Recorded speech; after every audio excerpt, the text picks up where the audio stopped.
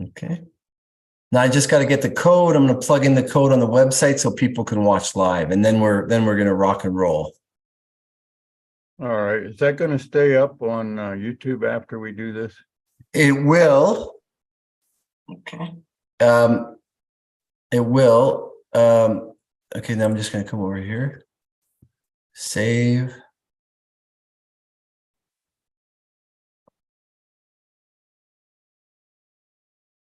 All right. Okay, here we go. Let's see how this is going. And I just published, so oh yeah, that's good. We are rocking and rolling. All right, everybody, welcome to NDs for Truth. I'm Dr. Moshe Daniel Block. This is episode 7 in season 2. I'm here with Dale Pond. And I've been studying Dale's work for a long time, and I'm grateful for his work on John Keely in particular. There's lots of other stuff that Dale does, and you are welcome to look on the page a little bit lower. I encourage you to follow the link to his svpwiki.com. You'll see /bibliography, and you'll see that link right there, and that'll bring you to the plethora of work that Dale has done through his life on elucidating the work of John Keely, which is fascinating, incredibly important, and very powerful work, and also kind of cryptic, very difficult to decipher John Keely's work. Would you agree with that, Dale? Oh, absolutely. Yeah, the reason it's so difficult is because he's using concepts that we never heard of in his science. And as you learn those concepts, then you understand his vocabulary, and then you understand what he's trying to tell us. Right. And did you, when you first kind of started looking at it, you know what, let me just do a quick a little bit of a better intro for you here. I'm going to share the screen, and all right, here, let me go over here. I'm going to share the screen, and yeah, so Dale Pond was born February 6, 1950. You're going to be 73 in a couple of days over here. Yeah, that's correct. Good for you. Good for you. He evidenced a natural affinity for science when he memorized the periodic table at age 10. That must have been interesting when you got into Russell's work too. You had all this knowledge of the periodic table, and then you got into Walter Russell's work. He has a new way of looking at the periodic table. Yeah, actually, when you start to study these guys in depth, you realize they've got a completely different idea about that. Yeah, from the conventional views. And yeah, I've been seeing that a lot lately. Just that our understanding, our conventional view, is so different from those who have penetrated deeper into reality. So his writings recount a lifetime of psychic events, prophetic dreams, and feelings of divine protection.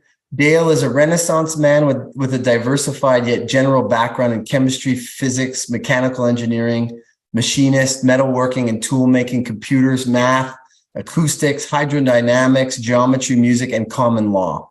That'd be interesting. I would love to talk to you about all that stuff. And also common law. It's very interesting that you're into that. His experience includes technical writing, farming, lecturing, corporate training, business, metal and woodworking, manufacturing, publishing, and authoring scientific and philosophical journals and books. Maker of musical dynospheres Atlan, Samael, and Alcia, and Alia.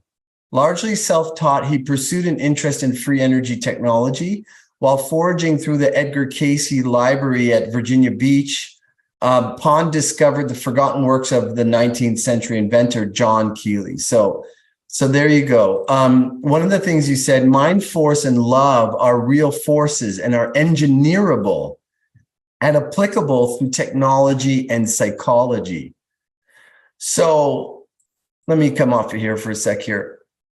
So you've built these, you've been able to technologically reproduce some of Keely's work. Would you agree with that statement? Well, in part, we replicated the dynosphere. Yes. And it's not a complete replication because we haven't had rotation on it yet. we've had it move a couple times, but it hasn't rotated. So we're still ferreting out that. Right on. And let me bring up a picture of the dynosphere. So what would be an expected result? Like, what is the dynosphere supposed to do, so to speak? Well, we understood from the literature that they were a power source. For instance, it would replace electric motors. Okay. The old literature said that Keely powered a sawmill, and he was going to build a big one, which he did, and he was going to install it in a locomotive to power the locomotive. But we never found any material saying whether they actually did that or not. I see. I mean, there are plenty of stories and historical accounts and witnesses of Keely doing things that are above and beyond what you would consider the normal expectation for the 19th century technology that they had. Would you agree with that? Oh yeah, we've got many testimonials and magazine articles and reporters reporting on it, and scientists seeing his stuff, and they'd say, well, we can't explain what he's doing, but he's definitely doing something. Right. And those were the scientists of the premier scientists of the time saying that. Right. So he was onto a technology that is far beyond what we have today. I agree. So here we see Keely, he's sitting down, the gentleman sitting down in a chair, and this is his dynosphere. Is that correct? Yes, that's one of them. Yeah, he made many Okay. globe type motors and dynamos and different kinds of designs, but they're all basically the same. So using the law of sympathetic vibratory physics, the law of sympathetic resonance, this device could rotate and create torque, and that would do work, for instance, on a locomotive or some other kind of engine, correct? That's correct. And so you've struggled to get it to rotate, and I know that several years ago we were in communication. You had come up with this idea that what may have been missing was some kind of connection with mind force. Can you explain that a little bit and what your understanding is of that now, Dale? A little bit. I mean, if I understood it completely, we probably wouldn't be talking. Fair enough. But this is the device that you made over here. This is your dynosphere. Is this Atlan? this is that one's first one I made. Mm-hmm. Okay. I made 6 more after that. Wow. I'll tell you what, I'll tell you some experiences we had with Atlan, and that'll give you some background before I answer your question about mind force. Okay, thank you. When we built this, we were going from the photographs that you see and a couple others, and the idea that's in the literature that this thing was a free energy device. So, we set out and we built it, and I took it to an energy conference in Denver, first time out in public. And I come back from lunch, and there's all these women standing around the dynosphere. It's like 8 or 10 women. And they had their hands out to it like it was a fire, warming their hands. And I had never seen that before. And, I just finished making this thing. And so I asked them, what are you guys doing? It's my $50,000 investment. What are you guys doing? And they said, one of them spoke up and says, we're standing here feeling the love come off this machine. Oh. And all of them nodded in agreement with what she just said. And you could have knocked me over with a feather, because I wasn't feeling that energy. I didn't know what she was talking about. And she said she could feel love. Well, what the heck is that, And well, we took it to a spiritual center in Tulsa, Oklahoma, and they were having a weekly meeting where they'd meditate and talk about spiritual stuff and whatnot. And I introduced that crowd to the dynosphere, and I told them about these women. And I said, you know, I don't know what's going on here. This is all new to me. What I'm going to do is stand in the corner, literally stand in the corner, while you guys hang out with this machine, and we'll see what we see. Well, I did that for several months, took a lot of notes. I saw a lot of stuff. You would, it was incredible. These people were becoming more and more joyous and happy, and they'd start dancing, and then we started seeing healings, physical healings, mental healings, spiritual healings, emotional healings. And I was racking my brain trying to figure out what's going on. And you weren't strumming the chords or playing it at this time. It was just sitting in the people's presence. Well, sometimes I would, you know, we'd do a little meditation. I would pluck the strings, and they all really liked that. The people really liked that. And but not all the time, you know, not all the time. Okay. And so I was trying to piece together a paradigm that would explain the metallic metal of the machine. You know, I had built it with my own two hands, and I knew how it was built. And I was trying to find a connection between it and these people being healed and them being happy. We even had a doctor bring in one of his patients who was a psychologist. So the guy his patient was not quite right. And as the doctor was leaving, he turned to me and he said, very seriously, he said, you need to put one of these in every clinic in the country. Because it dramatically did something to his patient. I didn't see it happen, but that's what he said. And we've had other testimonials like that in a similar fashion, because these people are being healed. And so that effort I put in to try and piece together a paradigm eventually bore fruit. We kind of got an idea about what was going on. And it changed everything. You know, I thought we were building a free energy machine, you know, cut a bunch of metal and put this thing together and the thing would operate. But that's not the important part here. The important part is our education about these subtle forces that we had no clue about before. And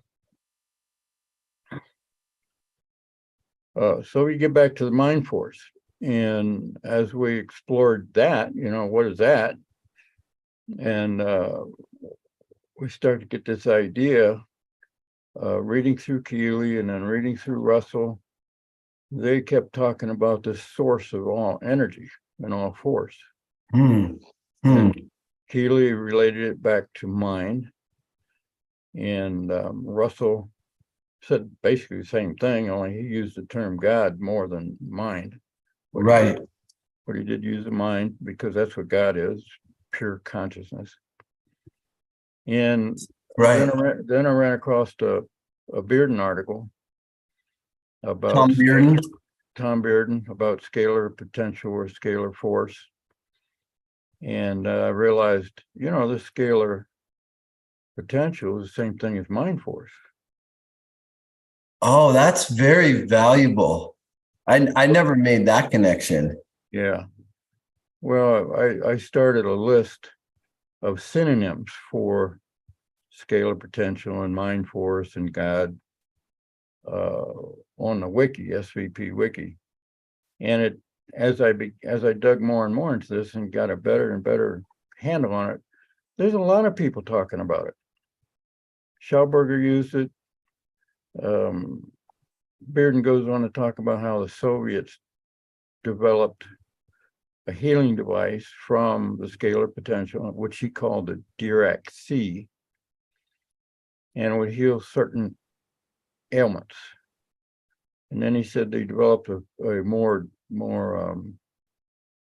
progressed device that would heal anything. And they were tickling this Dirac-C is the way he described it. Well, let's take a scalar potential or this mind force and exciting it in a certain specific way, and you get certain specific effects. Well, the dynosphere has at its center, in the center of that sphere, a zone that you could call pure consciousness or scalar potential, being the same things, that other attachments on the dynospheres excite in a peculiar way to get the rotation. If we wanted to do something else, then we would tune it differently. And that's where I'm at right now in my studies is, okay, we know where this energy comes from. We know that exciting the scalar potential in certain specific ways will create certain specific effects. Okay, where's the table, if you will?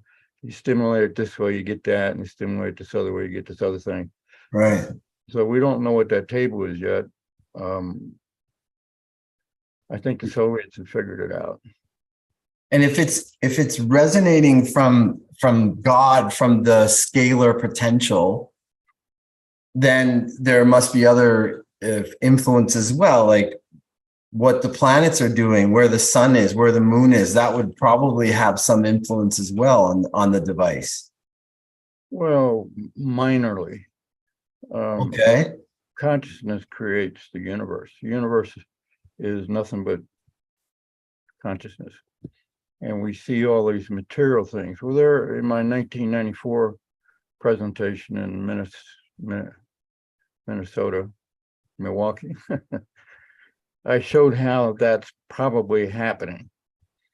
And for instance, if you want to, the religious people say, well, if you want health or healing or some effect in your life, you pray to God. Right? Well, that mental projection is a form of stimulus, right? So it's the same thing. It's all the same thing.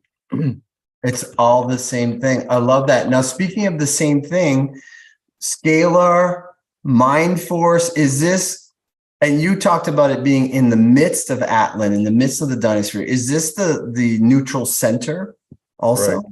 That's the neutral center. This is, yeah. It's one of the terms Keely used. Yes. There's so many terms. There's 50 or 60 terms on that list of synonyms.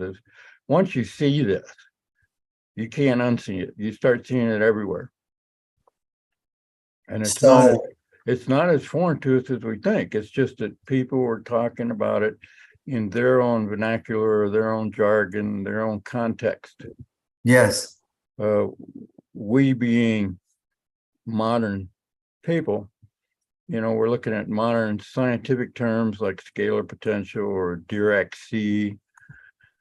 But when you go back and read these other people, well, they had different terms because they were living in a different time period. But they're all talking the same thing. Even the Taoists were talking the same thing. The Tao, the Tao, Tao. Yeah. Same thing. Yeah. Exactly same thing. Exactly.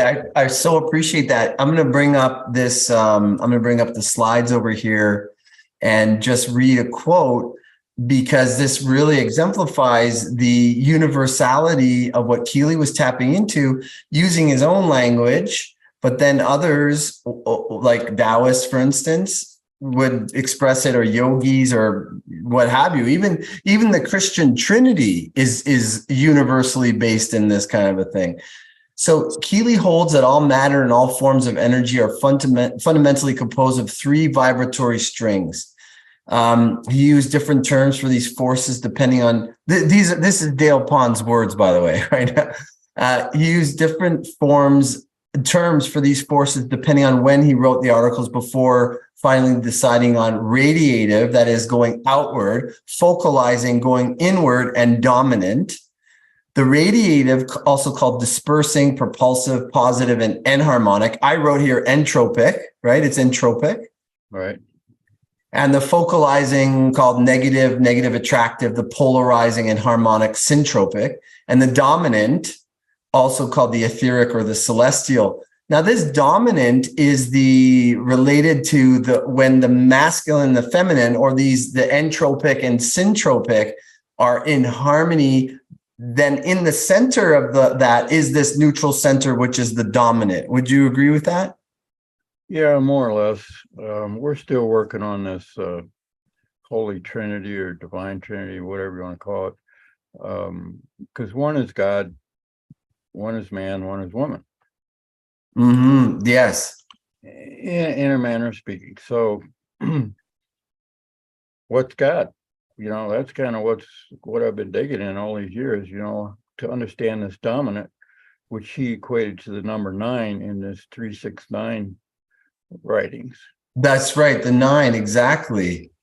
Yeah. Some others in their own way, like for instance, I don't know if you're familiar with the vector mathematics of when you draw out, I have a little diagram here that I made. Where'd it go? Oh, that's weird. It should be on here. Here. Okay. So when you look at like the Enneagram people, are you familiar with the Enneagram? Yes. So when you draw it out like this, there's a sort of like a physical process whereby there's this multiplication of cells, so doubles. So you go from 1 to 2, 2 to 4, 4 to 8. 8 doubled is 16, which is a 7. 7 double, 16 doubled is 32, which is a 5. 32 doubled is 64. We're back to 1, and that cycle continues. Well, every time this goes back and forth, we're hitting a 3 and a 6. When it's on this side, so these are alternating 3 and 6 as the two sides of the opposites, the masculine, the feminine, the yin, the yang. And the 9 sits as the next dimensional reality where they come together as one, or they're magnetically neutral. Would you agree with that, Dale? Well, you could say that. Keely was dealing with forces that we don't even know about, and we don't understand them. People use the terms that they're used to, and a lot of people use that term magnetic and electric and all those because that's what we understand.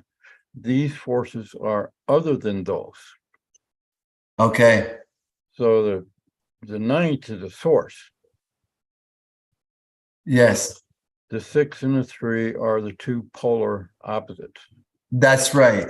That come out of the source. Once you have derived this polar opposite states, then you've got kinetic energy. But when it's still in the 9th position, it's potential energy, which means you can't get any work out of it, but there's power there to be derived by polarizing these two other opposites. And that's the challenge. So you can't do anything with the potential, but that's where the energy comes from. That's what Keely also stated, that that's where all energy comes from, is actually the still magnetic light, or the still God light, where it's non-moving. And as soon as I remember in his talking about, like, I don't remember which one of his books is, but when there's desire or will, then that still magnetic light at the 9 level breaks into opposites and seeks to reunite, and that's what creates work. Right.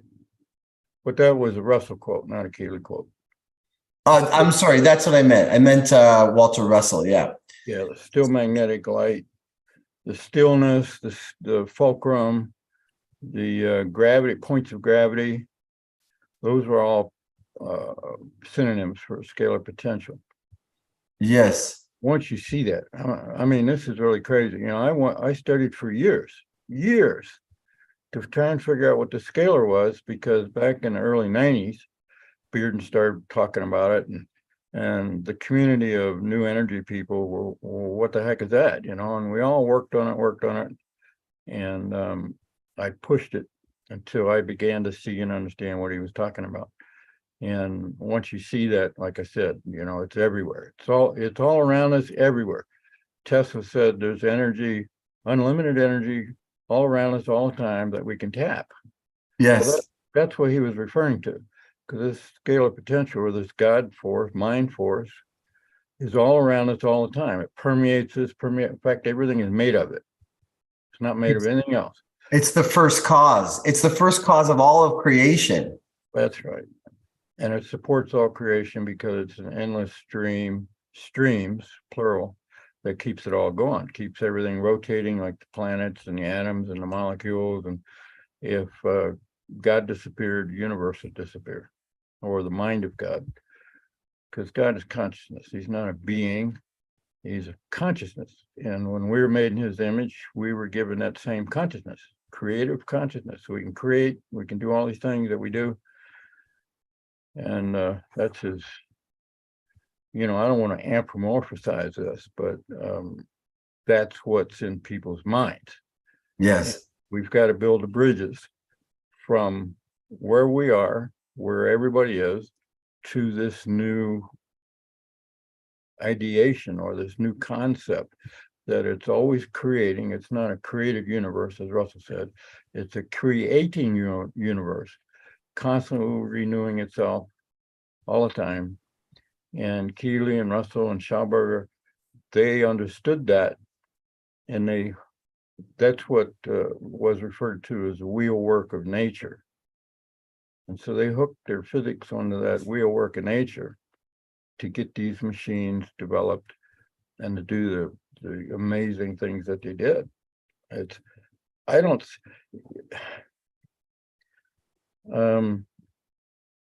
Where do we go? We never found Keely's research in all these years. All we found were magazine articles, newspaper articles, and that biography that Bloomfield Moore wrote. And so we don't have the details of a science. Right. But this last year, I got to read in Schauberger, which I never read. I mean, I knew of him and, what we all knew, but I didn't read his stuff. In fact, I don't think his stuff was available until just a few years ago. That's amazing. When Colin Coates translated his articles, Schauberger wrote a lot of articles for magazines and newspapers. And I got a hold of one of the volumes. It's in 4 volumes, and I'm entering it into the wiki, and I was astounded at what I was seeing. Here's Schauberger had a system that he used to engineer these machines to do these things. And he alluded to a system over and over and over again in different bits and pieces. I mean, it's very complicated, lots of pieces. Yeah. But he's coming at it from a biological perspective. So I had to dig into biology and chemistry and stuff like that to start to piece together what this man's trying to say. And he's talking about linking the motions in his machines to the motions of the planets. And he said at one time they built this machine, it wouldn't run, and he says, and then he realized, well, we forgot to include the moon in it. Oh. What a crazy statement, I didn't know what he meant. I still don't know what he meant, but it gives me another question to answer. If he was linking it to the complex motions of the sun and the earth, then the moon is part of that. So it's the female polarity in that triunity of father, mother. It's the mother, the son is the father, and there's rulerships. I read your book on the platinum, gold, and silver, Keely's Trexar wire. Yeah. Keely was channeling the triune nature of the neutral center with platinum. Gold is the entropic, the father sun, and the mother moon is the syntropic. I know it gets confusing a little bit when we use masculine and feminine because the yin is in the yang and the yang is in the yin. It gets a little confusing. But maybe what he was talking about was something like that alchemical rulership, like the silver is ruled by the moon. Maybe he needed to put some silver in there or something. Well, he did. He actually did. He used, in some of his machines, he would coat the inside of like some of those vortex tubes with silver. Amazing. And, that's the type of detail I was finding in this book that we didn't have before. Okay, he used a lot of catalysts, and there's all different kinds of catalysts. And I've never heard anybody ever talk about Schauberger's science You know, they all talk about the vortexes and the patterns of the shapes of the horns and all that kind of stuff.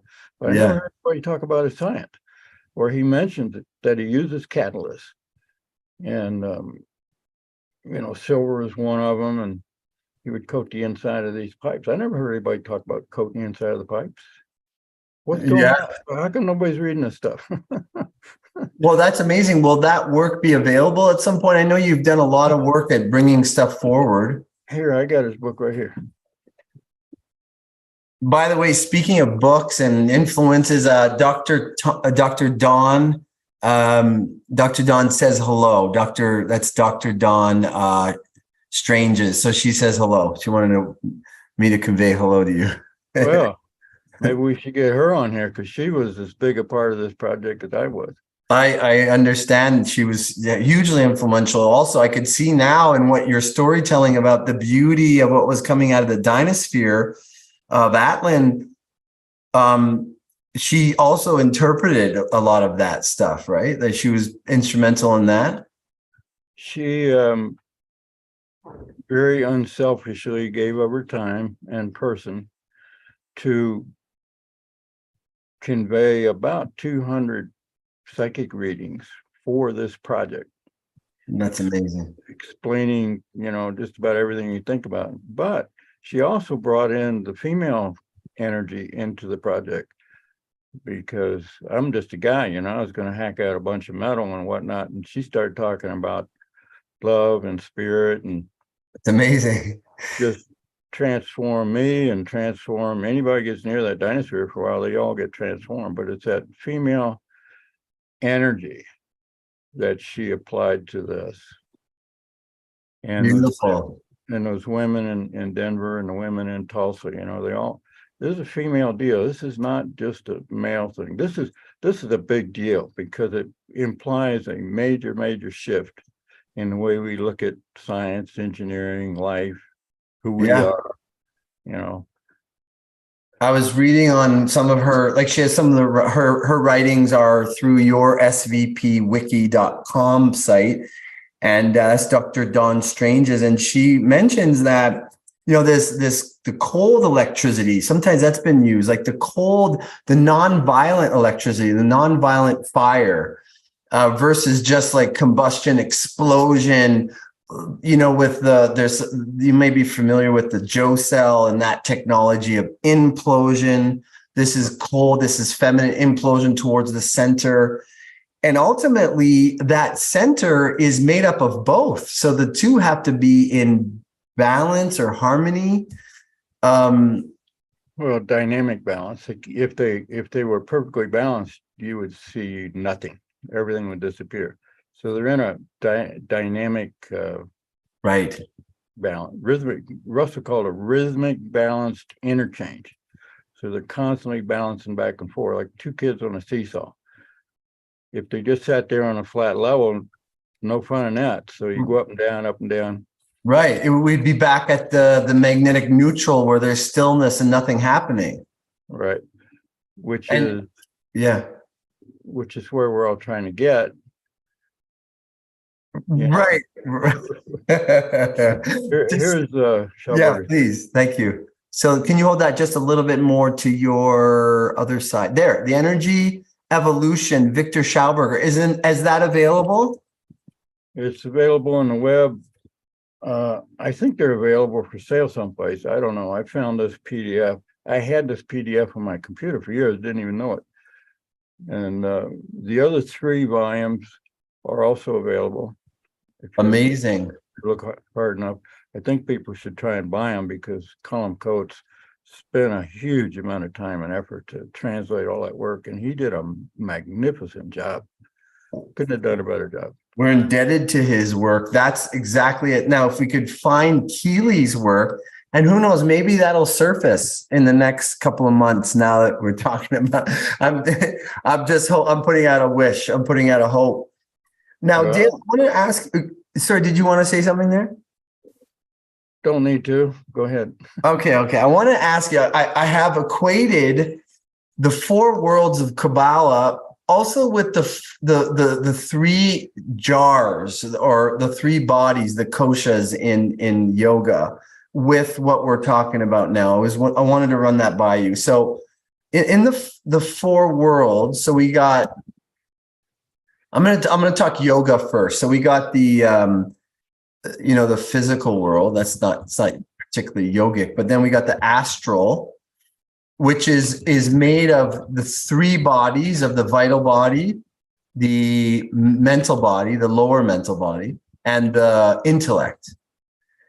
And then the causal world. So, and then there's the absolute world. So this is both yogic and Kabbalistic. It's basically, when I read the autobiography of a yogi, my jaw hit the ground, because what I had been trying to decipher Kabbalistically was so clearly expressed right there. It became clear. It was a very interesting backdoor to that knowledge. So for me, the causal plane is literally the cause of things, which is the nine. It's the scalar magnetic, the still magnetic light, if we want to call it that. Go ahead. Yeah. Mm-hmm. Another way to look at this is the entire universe is made up of, is the mind of God, you might say. Yes. It's total scalar potential. What would be the mind of God to us in our frames of references, like you're talking right now? It would be like a monk meditating, a total, quiet, quiescent, non-thinking mind, just a pure awareness. Exactly. But we as people, we polarize that into a polar thinking process. Like this, don't like that, do this, don't do that. So we develop this polar consciousness, which I like to refer to as intellect, or the ego. The ego is more than that, but the intellect is what we use to pay bills and go to the grocery store, and that's what we use every day, all the time. And that polar, so there's it's one of the ways I look at this, is there's that quiescent state, which corresponds to the scalar potential, or Keely labeled it with the number 9 in his, so he could work with it easier. And Russell labeled it stillness, whatever. Yes. It's causal. Yeah, it's a source. So yeah. Everything, all these vibrations, the universe is made up of vibrations and oscillations. And those are all polar activities. So they all come out of that source. That's where they came. And they go back. They go back in, they come back out, they go back in, they come back out. And keeping that perspective that the universe is this quiet, still, powerful, undivided, undifferentiated mind of God. It's just one way of saying it. You can say it a dozen different ways. But the material universe is this polar activity. Yes. So there's a communication going on between those two states, the whole state and the differentiated or split state. Mm-hmm. And that's the thing that Keely developed, which he called a bridge between the so-called spirit side, the mind side, scalar side, to the mechanical, kinetic, analog, physical world. And modern science does not recognize a bridge. They said you can't match, you can't merge quantum physics or quantum mechanics with kinetic mechanics. Right. There's no connection. Well, Keely discovered what that was, and to prove it, he'd go draw a symbol on the wall in his shop, and the motor across the room would start. So what's the connecting like? That's like mind. It's what we might call magic. It's magic, but that's made of mind. Yeah, mind stuff. It's his thoughts. So like I said, prayer stimulates or excites this whole undifferentiated mind, in prayer, so we get whatever effects we're looking for. And same thing applies in the human body. If you if you have negative thoughts, anger, fear, they will more or less embed themselves somewhere in your body and show to you that your thoughts are powerful Yeah. by self-creating this illness. Right. Quimby figured that out. That's what Jesus taught us. That's pretty much all he was trying to teach us, that we have this powerful mind, the same mind that God has. Right. And we can heal instantly, and we can walk on water and make fish appear and bread and all that stuff. And Quimby rediscovered pretty much what he said, what he did. And Quimby healed 12,000 people or something like that using that process just before, in the early 1800s. Keely came along and said, hey, we can apply this to machinery. Yeah, which is amazing. It's fascinating because, I wonder if, I wonder, I don't know how relevant this is, but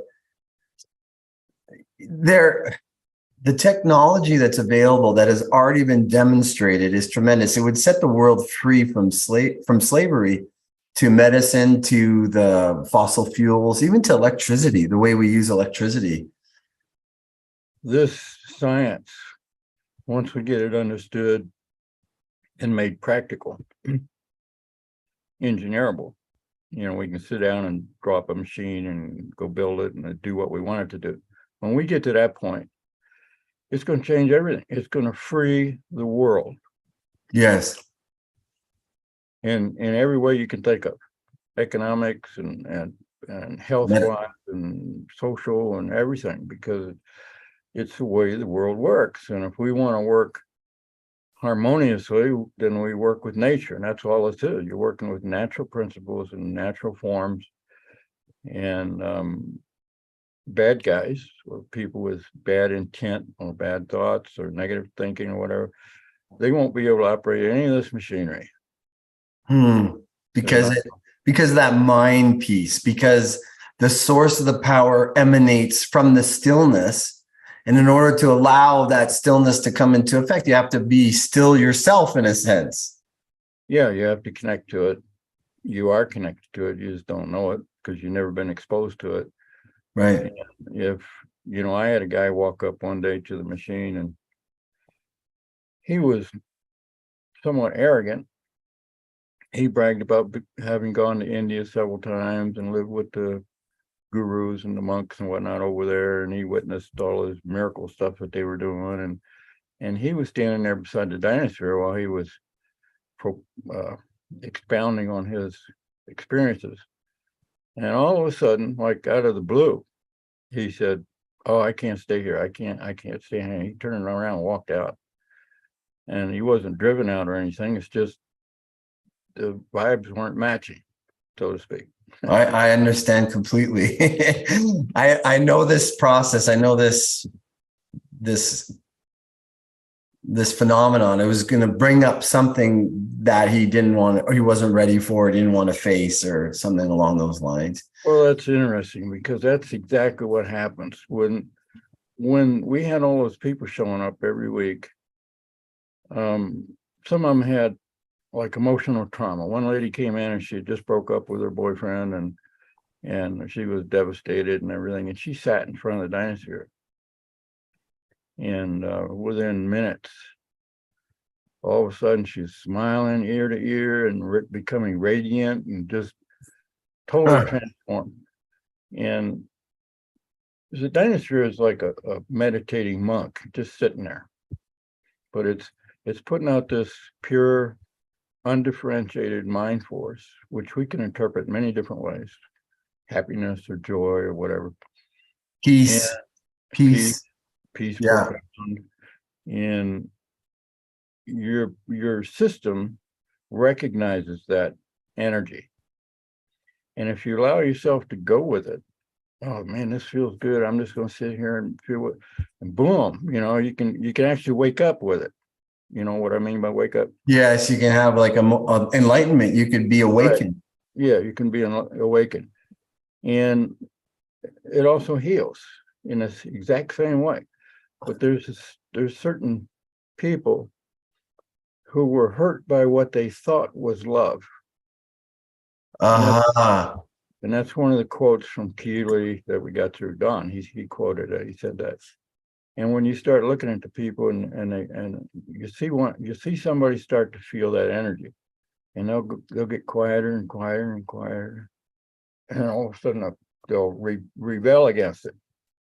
Those were the people that were hurt by what they thought was love. Because the mind interprets the love as a negative instead of as a positive. Right. And it's just a belief, they can. Yeah. So it's not zapping people with a harmful energy or any kind of energy that can hurt anybody. But it's your own reactions, as it is with life. We react to everything goes on around us. And if you react violently or negatively or whatever, it's going to impact you negatively. And yeah, absolutely. so it behooves us to learn what this stillness and peace and calm mind and inner peace, what Don talks about a lot, which, by the way, is one of the best suggestions anybody could get. And learn to cultivate that and preserve it throughout our daily experiences, so that if we start to react, we say, no, I choose peace. I'm gonna react with peace. Yeah. No matter what it is. And yeah. In the yogic, you have the rajas, which is the active, the entropic. You have the tamas, which is the syntropic, the feminine, and then you have the sattva in the middle, right? You have, which is peace, which is harmony, equanimity, balance, equilibrium. Yeah. Balance. I love that. And I love what you said. Like, sure. Okay. So you didn't get it rotating yet, which God bless you, God willing, it's going to happen. But to say that the dynosphere hasn't worked is a gross misstatement, because of it has enabled this place. It's like a house. It's a house wherein the heart is emanating this beautiful light, this beautiful balanced still light. I love that. That's so powerful. I developed from the Joe cell, I developed the Mojo cell. I just took the form through pipes and I made it spherical, which was a simple pop in my mind. It had to be done. I felt it. I did it. And when I charge water with it and I stand and meditate, I'm drawn right in. There's like a black hole of space. It's interdimensional.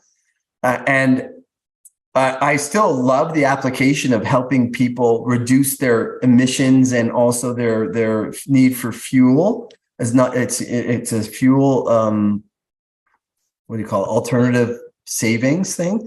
But the primary beauty for me is the creation of this magnetic neutral, or the balanced positive, the 0 point field in the center. And I can resonate a lot with you in your dynospheres. That's really, really amazing. I can feel and appreciate the beauty of that deeply.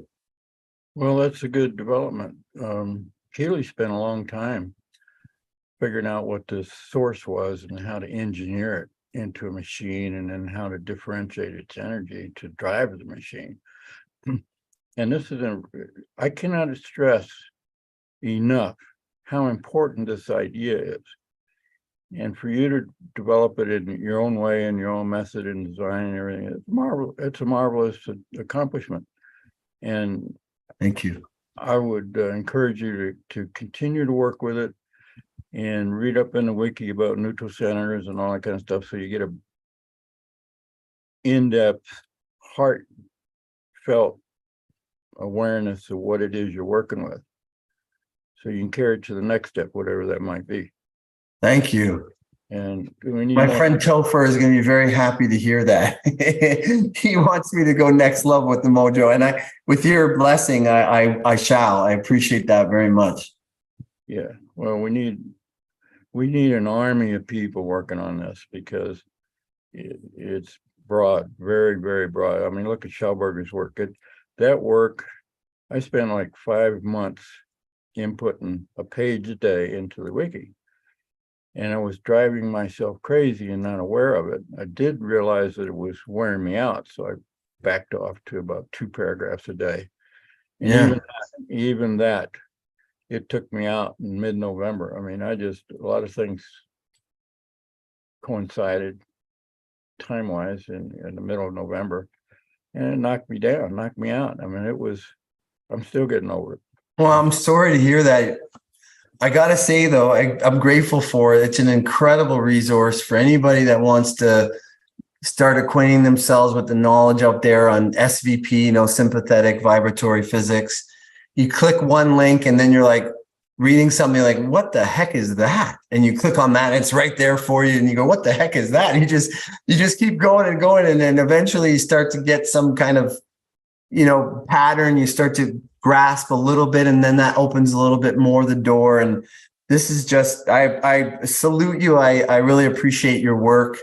And I'm sorry you got drained by it, or it took you down a bit. Maybe you got to sit with holding two of your dynospheres, put your arms around two of your dynospheres. You've created a few of them. Did they in some way get better, or they're just different, each one? Yeah. They're all constructed very, very similarly. I made minor changes in some of the latter devices, but they all had the same energy. And it seemed like to me, because we don't have a meter for it yet, that the energy was becoming stronger and stronger as I became more aware of what we were doing. The first one, we were just cutting metal. We didn't know what the hell we were doing. And thank God Dawn was on the other end of the phone, because she could guide us and bring us information about how to make this part or that part or whatever. And so we just kind of stumbled through the first one. But the other ones, we kind of, after that time in Tulsa, where I really, really studied this thing about love and mind, and I started getting a handle on it, the rest of them started coming better and easier, and they had a better energy to them, it seemed like to me. Amazing. So to be able to build a mechanical device that has that kind of energy all by itself is an extraordinary thing. We didn't know we were doing that. We only learned it later. And why aren't people looking at that? Because they're not aware of it, I presume. They're busy doing their things, and if you go through the school system, that's the last thing you're going to hear about. And if you ever hear about it, talk about it, you're doomed. So it's still got a ways to go before it starts finding acceptance throughout society. But this is what's going to save our society from ourselves, our egos, our intellect. I agree. It checks all the boxes: the energy problem, the medical problem, the mental problem, all of that stuff. And it makes sense to me with the example of the guy that was kind of egoic and he couldn't be around the dynosphere, is that we're raised to be egoic. Like the competition and success and all that stuff, it's really all about satisfying and fulfilling one's egoic nature rather than the divine force inside of us. The atheistic materialist seized control of everything in the late 1800s, and ever since then they've been solidifying their absolute hold and control on society and the minds of society. And so you can see that religion is diminishing, and they pit one religion against the other religions, and races against races, sexes against sexes. It's terrible. I'm right with you on that page. I'm right with you. So they talk about Jesus coming back or Christ coming back. That just means that, I think it was in the book of John where they say something about, unless you have the mind of God in you, something like that. Well, that's what that means. That's what Christ is trying to teach us. He wasn't teaching us religion. He was teaching us about our minds and how we work, who we are. And so the church kind of screwed that all up, and some of these other religions, they're screwing it all up. And we need to back off and say, well, what is it? Let's look at this from a scientific perspective. Let's become a little more professional about it and stop being stupid is all it takes. Stop being reactive. People react against it. Hell, I reacted against this. Anytime the word God or Jesus came up, man, I didn't want to hear that. Sure. But as I began to understand what it was that truly represented, well, man, I get really comfortable. I don't care. I just use those terms because that's a term that other people can relate to. Unfortunately, when you say those terms, they get the ideas that they get. Sure. I'm trying to give them this new idea and say, hey, guys, look at it like this. Yeah. So when you say that, you could say, science denies God, right? Right. But it shouldn't. What about scalar potential? Right. Right. That's what God is. So they've been working with God for decades. Right. But none of them have the courage to say it. Right. Well, I don't give a damn. I'm gonna say it anyway. I don't give a damn either. I appreciate that in you. In fact, I see, I come from the alchemical tradition as well. So we got Father, Son, Mother, Moon. When they make love, they create the mist or the steam that is a result of fire merging with water. And that is the Christ child. That's the 9. The Christ child contains both of those polars, the polarities. So I'm comfortable with the terms, and I like you, I appreciate the essence of those terms, and I also would like people to look deeper and continue, and also to see it in themselves. That 0-point field, that scalar union of opposites is potential. It's the potential of every single, cubic millimeter. That's right. So we should see it in ourselves, definitely, too. Yeah. Well, Keely, one of his greatest accomplishments, which is not really referenced in the literature, but you pick it out after a while, was that Keely took all these old concepts from the Kabbalah, Theosophy, religion, Christianity, the whole 9 yards. He took all that and turned it into scientific jargon. Love it. Without the craziness and the stigmas and the bullshit that they all got in them. And he says, this is what it is, folks. Here it is, real simple. Well, yeah, it's kind of simple once you get it. But there's a lot of pieces, most of which we've never seen those pieces before. So it takes a certain amount of effort to overcome what you think you already know.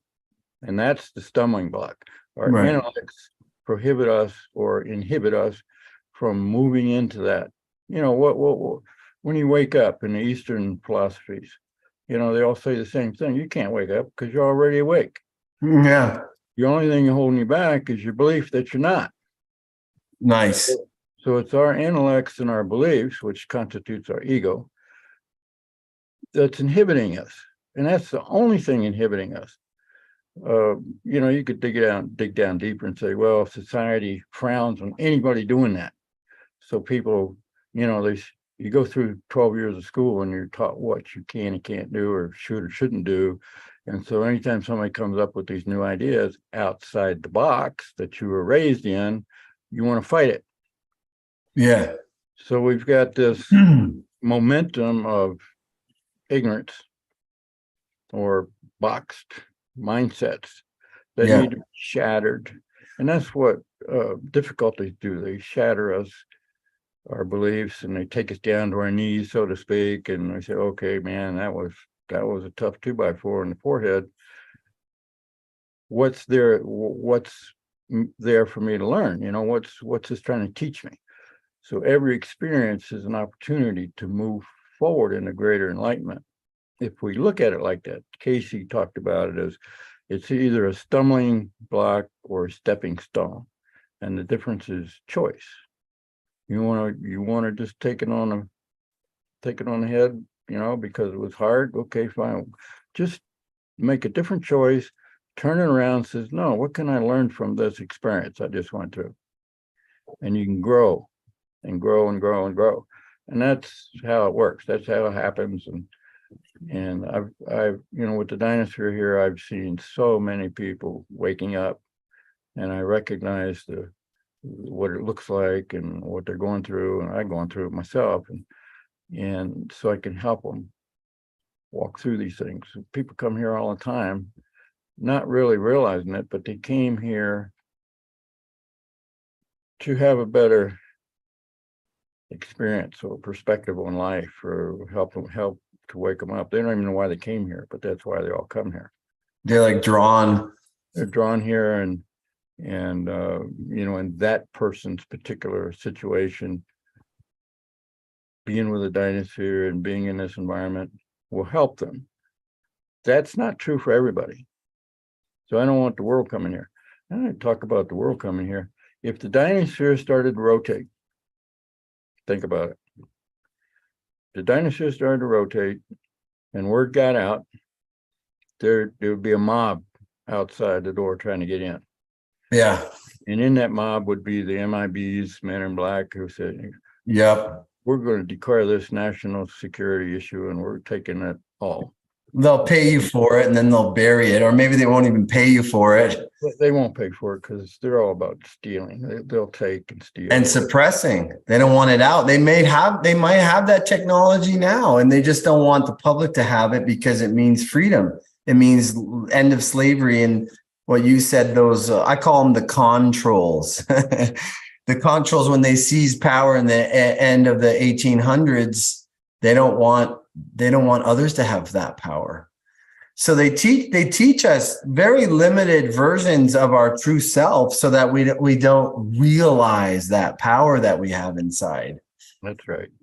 And they've taught us to fight it. Anybody brings that up, they're nuts and right, crapola. So they've trained everybody to stay away from it. Right. When you need to go into it. Reminds me of the fire walk. You walk around this hotbed of coals and it's so hot you can't get near it, and then you make your decision and you say, okay, I'm going for it, and you walk out across this hotbed barefoot, by the way. And in my case, I was out there in the middle of this extraordinarily hot bed of coals, and there was no sensation of heat whatsoever. I mean, it wasn't cold. It was just there was no sensation of heat. Wow. So, we're taught since we're kids, and usually self-taught, because you touch the stove when you're told not to, and you realize, oh man, that's hot and that hurts. And so we carry that with us through life. And how many of these boogeymen that we were taught to fear are actually just beliefs? Right. They're not real at all. They're powerful beliefs, because that mind force is powerful when we apply it to. That's amazing. I appreciate that very much. It's great. Same thing with illness in many people. You see people every day. You go out, and somebody's limping along or whatever, and in your mind that it's only in their mind. If they let go of that, it's gone. Right. I mean, that's what Quimby did. He he just went straight, and so did Jesus. He went straight to the releasing of it. I've spent a lot of time working on helping somebody get to the cause of what led to that illness. But there's also this level that you're talking about. It's the holy, okay, it's gone. I can just get rid of it. And if you can't get rid of it, then you haven't learned the lesson, and that source would probably want that, before you're released from that. Well, I don't know about that.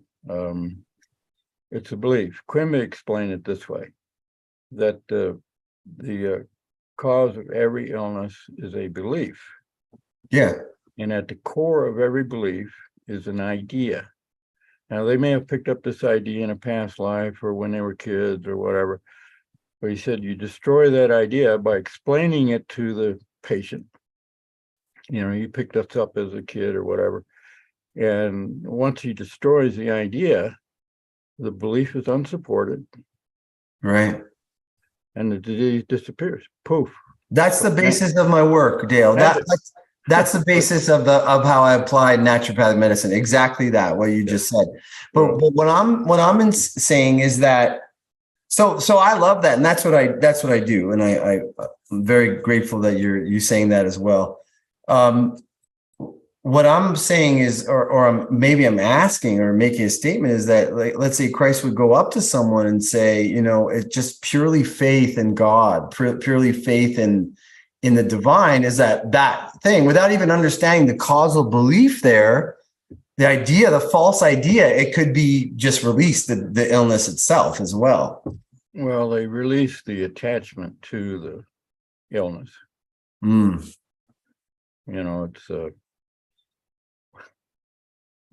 It's their attachment to the ideas that developed into the illness. So you change that idea, you swap it out for belief in God or faith in Jesus or whatever. But once that idea is gone, it's magic. It looks like, it seems like magic, but it's not magic. We know what it is now.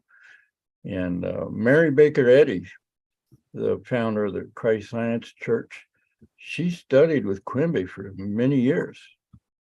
She learned how it worked. She learned what it was. And she went out and started that church thing, which became worldwide church and everything, healing people left and right. She could take a person off the street and teach them how to heal people like that. That's cool.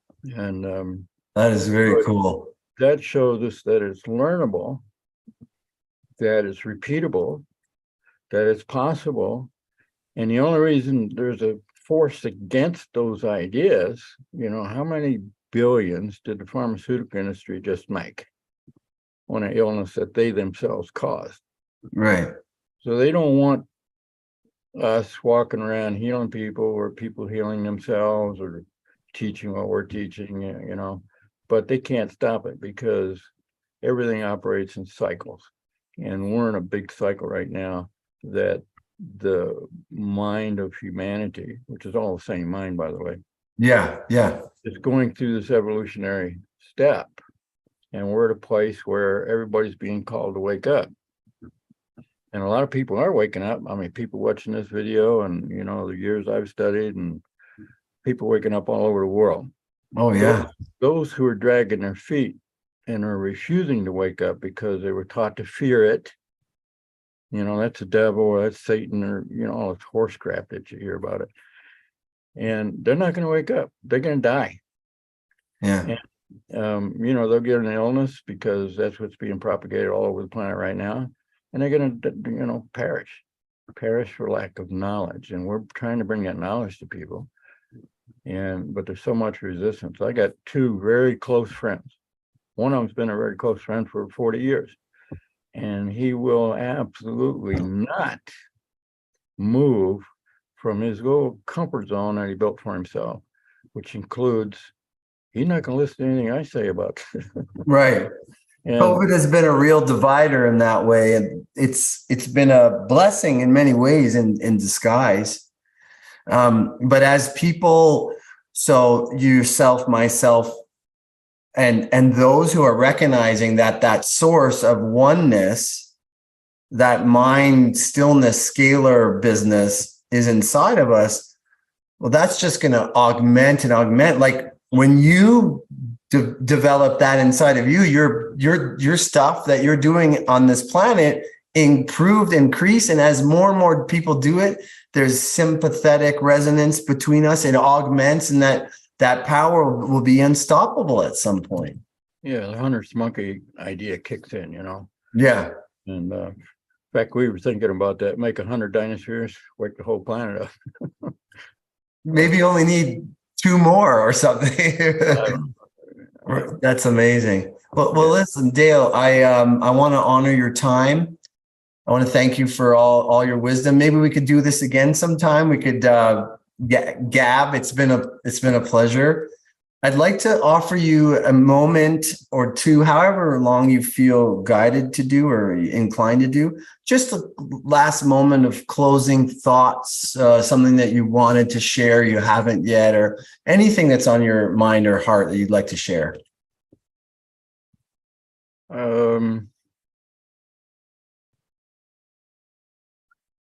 We're in a time period where the old ways of doing things is just crumbling around us so fast you can't even hardly keep track of it all.